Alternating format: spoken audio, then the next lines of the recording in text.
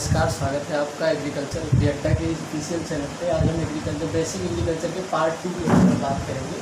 Part 1 के बारे में हमने बताया था कि आपको एग्रीकल्चर क्या होता है, एग्रीकल्चर की प्राइमरी नीड क्या है, एग्रीकल्चर क्यों आया, एग्रीकल्चर की आवश्यकता क्या है, जिसके बारे में हमने आप लोगों को फर्स्ट लेक्चर में बताया है। तो उस पर आप लोग उसको देखिएगा। बेसिक एग्रीकल्चर में जो बेसिक एग्रीकल्चर जो सीरीज चल रही है, उस सीरीज़ में ये दूसरा पार्ट है। तो दूसरे पार्ट में हम इस सीरीज में से हम ब्रांचेस ऑफ एग्रीकल्चर के बारे में बात करेंगे कि एग्रीकल्चर की क्या क्या ब्रांचेस हैं, कृषि की क्या क्या शाखाएं हैं, जिसके अंतर्गत हम पूरे एग्रीकल्चर को डिटेल्स में स्टडी करते हैं। ठीक, तो जैसे कि ब्रांच में देखिए आप लोगों को लिखा गया है कि ब्रांचेस ऑफ एग्रीकल्चर में फर्स्ट ब्रांच लिखा गया है एग्रोनॉमी, दूसरी ब्रांच लिखी गई है हार्टिकल्चर, जिसमें हार्टिकल्चर की 3 ब्रांच होती है, फ्लोरिकल्चर, पोमोलॉजी और ओलरिकल्चर। तीसरी ब्रांच लिखी गई है सॉइल साइंस, चौथी ब्रांच है एनिमल हस्बेंड्री, पांचवी ब्रांच है एपीकल्चर, छठी ब्रांच है पीसीकल्चर और सातवीं ब्रांच है sericulture.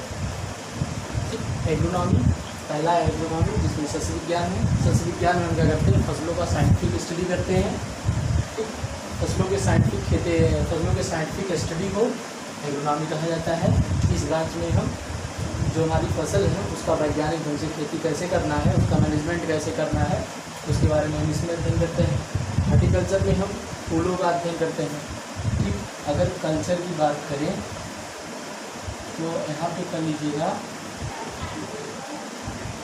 Cultivation of flower is called floriculture. अगर कहा जाए स्टडी ऑफ फ्लावर तो उसको कहते हैं एंथ्रोलॉजी। ठीक, ये एक ग्रीक भाषा का शब्द है और ये फ्लोरिकल्चर भैया एक लैटिन वर्ड है। ठीक,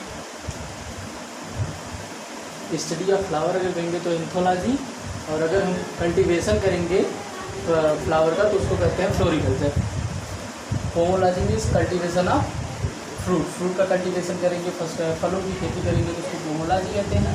ओलरिकल्चर जिसमें वेजिटेबल्स का अध्ययन करेंगे तो उसको ओलरिकल्चर कहते हैं। ये हार्टिकल्चर की ब्रांच है। हार्टिकल्चर की ब्रांच को 3 भागों में बांटा गया, फ्लोरिकल्चर, पोमोलॉजी और ओलरिकल्चर। ठीक, तीसरी ब्रांच है सॉइल साइंस। सॉइल साइंस मतलब कि जिसमें हम सॉइल के बारे में साइंटिफिक स्टडी करेंगे कि भारत में कितने टाइप की सॉइल पाई जाती हैं और उनका डिस्ट्रीब्यूशन किस प्रकार से है, कौन कौन सी सॉइल खेती के लिए सबसे अच्छी होती है, सॉइल का निर्माण कैसे होता है, इन सब चीज़ों का अध्ययन हम किसमें करते हैं, सॉइल साइंस के अंदर करते हैं। सॉइल साइंस के अंदर बताया जाएगा कि कौन कौन से अध्ययन किसके अंदर करते हैं। ठीक, इसमें 2 कॉन्सेप्ट आता है, एक पेडोलॉजी कॉन्सेप्ट आता है, एक आता है एडोफोलॉजी कॉन्सेप्ट। पेडोलॉजी क्या करता है, सॉइल की ओरिजिन, क्लासिफिकेशन,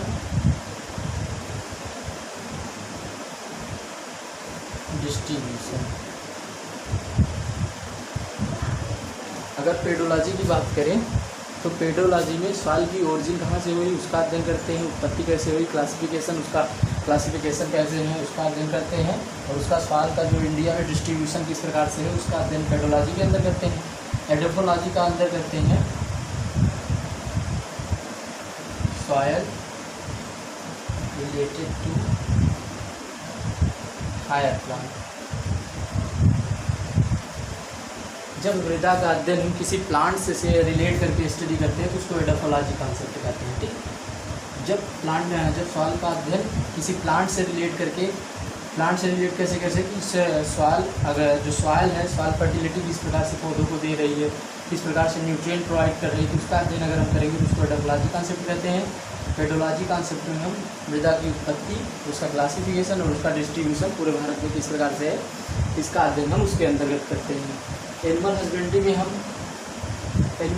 में हम पशुओं के पालने के बारे में अध्ययन करते हैं कि पशुओं का पालन पोषण कैसे किया जाता है, उनकी फीडिंग कैसे की जाती है, ठीक, उनकी देख रेख कैसे की जाती है। तो इसमें एनिमल हस्बेंड्री इसको करते हैं, जिसे पशुपालन का रहता है। एपीकल्चर जिसमें मधुमक्खियों का अध्ययन करते हैं। मधुमक्खियों का अध्ययन करना मेन पर्पज़ क्या है हमारा, मधुमक्खी से शहद कंज्यूम करना। और जो मधुमक्खी होती है, मधुमक्खियाँ क्या करती हैं, एक एजेंट का काम करती है जो ट्रांसफ़र करती है पॉलन ग्रेन को एक प्लांट से दूसरे प्लांट में, और जो पौधों में पॉलिनेशन की प्रोसेस होती है उसमें सहायता करती है।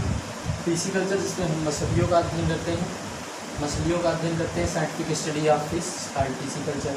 सेरीकल्चर जिसमें हम रेशम कीट का अध्ययन करते हैं, रेशम कीट का अध्ययन मतलब कि जो रेशम से जो कीट से प्राप्त हो रहा है, जो रेशम प्राप्त हो रही है हमारी, ये जनरली होती है जो लेपिडोप्टेरस होते हैं, उनका गढ़ होता है, उससे जो इंसेक्ट बिलोंग करते हैं, जैसे मोथ हो गया, सिल्कवार्म हो गया, उनसे जो रेशा प्राप्त होता है उसका अध्ययन अगर हम करते हैं तो उसको सेरीकल्चर बोलते हैं। ठीक, इस पार्ट 2 में बस इतना ही, बाकी अब नेक्स्ट पार्ट में बताएंगे।